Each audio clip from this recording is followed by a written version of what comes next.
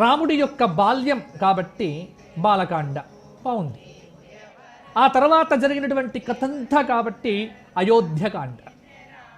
అయోధ్య నుంచి కైకేయి కోరితే అరణ్యానికి వచ్చారు కాబట్టి అరణ్యంలో జరిగిన కాండ కాబట్టి అరణ్యకాండ.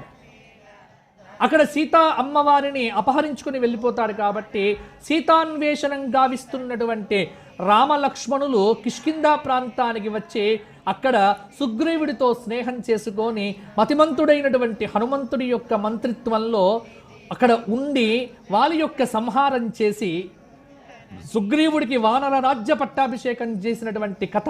అంటే ఈ కథ మొత్తం కిష్కిందలో జరిగింది కాబట్టి కిష్కింధకాండ. మరి కిష్కింధకాండ తర్వాత ఈ కాండకు వచ్చేసరికి ఈ కాండకు ఏ పేరు పెట్టాలి? నిజానికి ఈ కథంతా అంటే గతంలో పేరు పెట్టిన విధానాన్ని పరిశీలించినట్టయితే ఈ కథంతా లంకలో జరిగింది